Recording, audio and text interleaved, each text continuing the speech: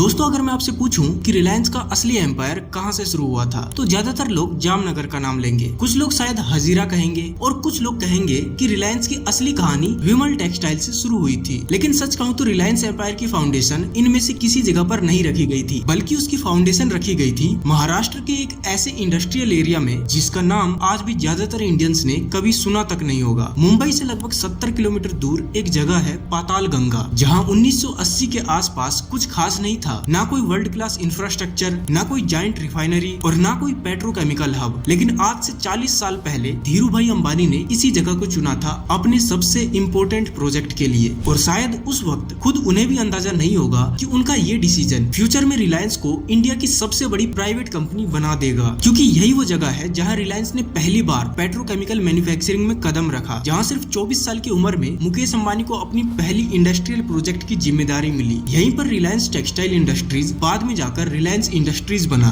और सबसे शॉकिंग बात पता है क्या है? जिस अमेरिकन कंपनी ने पाताल गंगा प्लांट की टेक्नोलॉजी प्रोवाइड की थी, उसने एस्टिमेट लगाया था कि ये प्लांट बनने में कम से कम 26 महीने लगेंगे ही लगेंगे। लेकिन मुकेश अंबानी की टीम ने उसी काम को सिर्फ 18 महीनों में पूरा कर दिखाया। और ये कोई नॉर्मल फैक्ट्री नहीं थी, ये वो प्रोजेक्ट था जिसने रिलायंस को कपड़े बेचने वाली कंपनी से केमिकल्स बनाने वाली कंपनी में ट्रांसफॉर्म कर दिया। तो सवाल ये है, आखिर पाताल गंगा में ऐसा क्या था? धीरू भाई अंबानी ने इसी जगह को क्यों चुना? और कैसे एक छोटा सा पॉलिएस्टर प्लांट फ्यूचर में दुनिया का सबसे बड़ा इंटीग्रेटेड पॉलिएस्टर एम्पायर बन गया? तो चलिए शुरू से समझते हैं।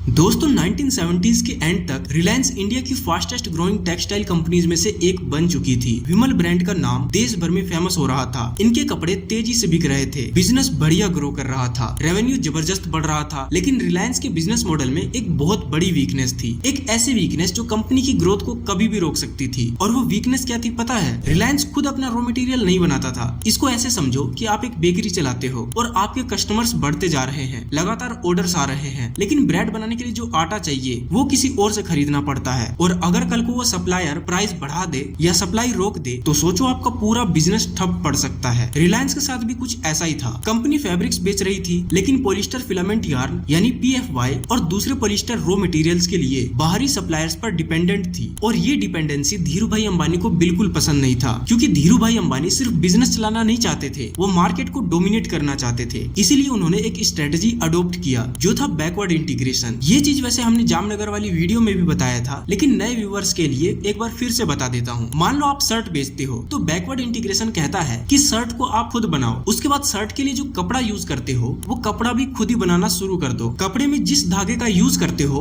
उस धागे को भी खुद बनाओ, उस धागे में यूज होने वाला केमिकल भी खुद ही बनाओ। यानी हर स्टेज पर सप्लायर को हटाकर खुद प्रोडक्शन करना, इसी को बैकवर्ड इंटीग्रेशन कहते हैं। और धीरू भाई अंबानी इसी डायरेक्शन में चलना चाहते थे। कपड़ों से धागा, धागे से केमिकल और केमिकल से क्रूड ऑयल तक, ये पूरा सप्लाई चेन वो खुद कंट्रोल करना चाहते थे। लेकिन इसके लिए रिलायंस को बनाना था अपना पहला बड़ा मैन्युफैक्चरिंग कॉम्प्लेक्स, और वहीं से शुरू होती है पाताल गंगा की कहानी। लेकिन पाताल गंगा ही क्यों, आगे देखते हैं। दोस्तों जब रिलायंस ने अपना पहला मेजर पेट्रोकेमिकल प्लांट लगाने का फैसला किया तो उनके पास कई ऑप्शंस थे, मुंबई, गुजरात या महाराष्ट्र के दूसरे इंडस्ट्रियल एरियाज। लेकिन फाइनल चॉइस बनी पाताल गंगा, और इसके पीछे बहुत स्ट्रॉन्ग रीजंस थे। सबसे पहला रीजन था लोकेशन। पाताल गंगा मुंबई से लगभग 70 किलोमीटर दूर है, यानी मुंबई के इतने पास कि पोर्ट्स, फाइनेंस और लॉजिस्टिक्स का फायदा भी मिल सके, और इतना दूर कि मुंबई जैसी एक्सपेंसिव लैंड भी ना लेनी पड़े। ये कॉम्बिनेशन बहुत ही पावरफुल था। दूसरा रीजन था infrastructure. Patalganga Maharashtra industrial development corporation यानी MIDC के केमिकल इंडस्ट्रियल जोन का पार्ट था। यहाँ इंडस्ट्रियल वाटर सप्लाई थी, पावर सप्लाई थी, इंडस्ट्रियल जोनिंग थी। यानी रिलायंस को जीरो से सब कुछ क्रिएट नहीं करना पड़ा, जैसा कि उन्होंने जामनगर में किया था। तीसरा और शायद सबसे इंपॉर्टेंट रीजन था feedstock access. Petrochemical plant को चलाने के लिए रॉ मटेरियल चाहिए होता है, और मुंबई के माहौल एरिया में BPCL और HPCL की रिफाइनरीज मौजूद थी। ये रिफाइनरीज पाताल गंगा की काफी पास थी, और फ्यूचर में इसी वजह से रिलायंस ने एक ऐसा काम किया जो उस वक्त बहुत अनयूजुअल था। कंपनी ने मुंबई से पाताल गंगा तक 55 किलोमीटर लंबी ट्विन नेप्था पाइपलाइन बना दी। और सिर्फ पाइपलाइन ही नहीं, रिलायंस ने इस इंफ्रास्ट्रक्चर को मैनेज करने के लिए एक अलग कंपनी तक बना दी, आज जिसे हम RIIL के नाम से जानते हैं। सोचो एक प्लांट इतना इंपॉर्टेंट था कि उसके लिए एक अलग से लिस्टेड कंपनी क्रिएट कर दी गई। ये बताता है कि पाताल गंगा रिलायंस के लिए कितनी इंपॉर्टेंट है। लेकिन लोकेशन सेलेक्ट कर लेना ही काफी नहीं था, अब असली चैलेंज था प्लांट को बनाना। स्थापना और यहीं पर एंट्री होती है मुकेश अंबानी की। 1981 रिलायंस को गवर्नमेंट लाइसेंस मिल चुका था, कंस्ट्रक्शन शुरू हो चुका था और प्रोजेक्ट की रेस्पॉन्सिबिलिटी दी गई 24 साल के एक यंग लड़के मुकेश अंबानी को। आज हम मुकेश अंबानी को बिलियनियर बिजनेसमैन के रूप में देखते हैं, लेकिन उस वक्त वो एक यंग इंजीनियर थे और उनके कंधों पर था रिलायंस का सबसे इम्पोर्टेंट प्रोजेक्ट। रिसर्च के अकॉर्डिंग मुकेश अंबानी महीनों तक पाताल गंगा साइट पर ही मौजूद रहे। प्रोजेक्ट कंप्लीट होने तक वहीं से सारा काम करते रहे। पाताल गंगा प्लांट की टेक्नोलॉजी अमेरिका की डूपॉन्ट कंपनी दे रही थी और डूपॉन्ट ने एस्टिमेट लगाया था कि प्रोजेक्ट को कंप्लीट होने में लगभग 26 महीने लगेंगे। ये एस्टिमेट उन्हीं एक्सपर्ट्स का था जिन्होंने उस टेक्नोलॉजी को डेवलप की थी, यानी उनसे बेटर कोई नहीं जानता था कि प्लांट बनने में कितना टाइम लगेगा। लेकिन मुकेश अंबानी की टीम ने इस प्रोजेक्ट को 18 महीनों में कंप्लीट कर दिया, पूरे 8 महीने पहले, और 14 अक्टूबर 1982 को कमर्शियल प्रोडक्शन ऑफिशियली स्टार्ट हो गया। उस वक्त ये सिर्फ एक प्लांट का इनॉग्रेशन नहीं था, ये रिलायंस के नए युग की शुरुआत थी। कपड़ों की कंपनी कहे जाने वाली रिलायंस अब केमिकल्स और पॉलिस्टर मैन्युफैक्चरिंग में एंटर कर चुकी थी और शायद उस दिन किसी को भी अंदाजा नहीं था कि आने वाले सालों में ये डिसीजन रिलायंस को कहां पहुंचा देगा। अब इतना सब जानने के बाद एक सवाल आप सबके दिमाग में जरूर आ रहा होगा, आखिर पाताल गंगा बनाता क्या है? क्योंकि जब भी पेट्रोकेमिकल प्लांट का नाम आता है तो ज्यादातर लोगों को लगता है कि यहाँ सिर्फ कोई केमिकल बनता होगा, लेकिन रियलिटी इससे काफी इंटरेस्टिंग है। दोस्तों, पाताल गंगा मैन्युफैक्चरिंग डिवीजन एक मल्टी प्रोडक्ट पेट्रोकेमिकल कॉम्प्लेक्स है। यहाँ PTA, LAB, polyester filament yarn, polyester staple fibre, fully drawn yarn और इंडस्ट्रियल यार्न जैसे प्रोडक्ट्स बनाए जाते हैं। नाम सुन के कंफ्यूज मत हो जाना, इनमें से किसी न किसी प्रोडक्ट का कनेक्शन आपके घर में रखी किसी चीज से हो सकता है। मान लो क्रूड ऑयल एक पेड़ है, तो उस पेड़ की अलग अलग ब्रांचेस से कई प्रोडक्ट्स निकलते हैं। उन्हीं प्रोडक्ट्स में से एक है नेफ्था, और इसी नेफ्था को मुंबई की रिफाइनरीज से पाताल गंगा लाया जाता है। यहाँ से प्रोसेसिंग करके पैरेक्सिलिन और बेंजीन जैसे केमिकल्स निकाले जाते हैं। पैरेक्सिलिन से बनता है पीटीए और पीटीए पॉलिस्टर इंडस्ट्री की बैकबोन मानी जाती है। अगर आपके शर्ट में पॉलिस्टर है तो उसका कनेक्शन पीटीए से है। कोल्ड ड्रिंक की प्लास्टिक बोतल का कनेक्शन भी पीटीए से है। पैकेजिंग मटेरियल का कनेक्शन भी पीटीए से ही है। यानी पीटीए के बिना मॉडर्न पॉलिस्टर इंडस्ट्री को इमेजिन करना भी मुश्किल है। दूसरी तरफ बेंजीन से बनता है एलएबी और एलएबी का यूज होता है डिटर्जेंट्स बनाने में। यानी आपके घर में जो वॉशिंग पाउडर यूज हो रहा है उसका एक्टिव इंग्रेडिएंट भी इनडायरेक्टली पाताल गंगा से कनेक्टेड हो सकता है। अब सोचो, एक ही इंडस्ट्रियल कॉम्प्लेक्स से कपड़ों का रॉ मटेरियल भी निकल रहा है, प्लास्टिक इंडस्ट्री का रॉ मटेरियल भी निकल रहा है और डिटर्जेंट इंडस्ट्री का रॉ मटेरियल भी निकल रहा है। और यही इकोसिस्टम फ्यूचर में रिलायंस के पेट्रोकेमिकल एम्पायर की फाउंडेशन बना।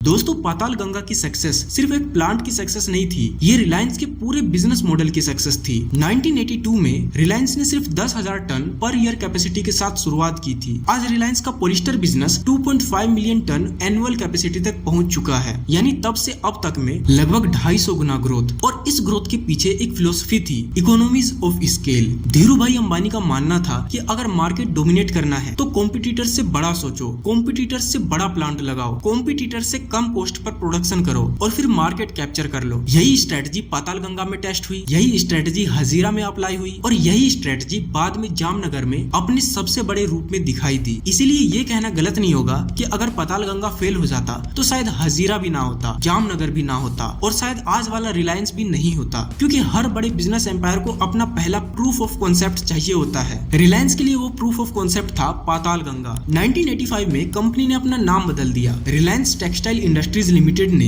अपना नाम बदलकर रिलायंस इंडस्ट्रीज लिमिटेड रख दिया। नाम बदलने का मेन कारण था क्योंकि अब कंपनी सिर्फ टेक्सटाइल बिजनेस में नहीं थी, अब वो एक इंडस्ट्रियल पावर हाउस बनने की डायरेक्शन में निकल चुकी थी, इसलिए पहले वाले नाम से टेक्सटाइल हटा दिया गया। फिर आया 1989 और रिलायंस को अपनी सबसे बड़ी इंडस्ट्रियल डिजास्टर का सामना करना पड़ा। 24 जुलाई 1989 पाताल गंगा रिवर में अचानक भयंकर बाढ़ आ गई और सिचुएशन इतनी सीरियस थी कि सिर्फ 30 मिनट के अंदर पूरा 200 एकड़ इंडस्ट्रियल कॉम्प्लेक्स शट डाउन करना पड़ गया। जिस प्लांट को बनाने में कई सालों की मेहनत लगी थी वो कुछ ही घंटों में पानी और मलबे के नीचे चला गया। लगभग 50,000 टन डेब्रिज कॉम्प्लेक्स में भर गया था, लेकिन रिलायंस ने फ्लड आने के सिर्फ 72 घंटों के अंदर लगभग 6,000 लोगों को मोबिलाइज किया। देश के अलग अलग हिस्सों से लोग आए, प्लांट का रिस्टोरेशन शुरू हुआ, टेलीफोन लाइंस रिस्टोर की गई, यूटिलिटीज रिस्टोर की गई और लगभग 1 महीने के अंदर प्लांट फिर से ऑपरेशनल हो गया। रिस्टोरेशन पर उस वक्त लगभग 44 करोड़ रुपए खर्च हुए। आज के हिसाब से देखा जाए तो ये अमाउंट कई गुना बड़ा होता है। रिलायंस ने प्रूव कर दिया था कि वो सिर्फ प्लांट बनाना नहीं जानते, वो क्राइसिस में सर्वाइव करना भी जानते हैं। इस प्लांट को लगाए आज लगभग 44 साल हो चुका है, लेकिन आज भी कई लोग इस प्लांट के बारे में अच्छे से नहीं जानते और शायद कई लोग तो इसका नाम भी पहली बार सुन रहे होंगे। अब सवाल आता है, क्या पातालगंगा की इम्पोर्टेंस आज खत्म हो गई है? क्योंकि आज रिलायंस के पास जामनगर है, हजीरा है, दहेज है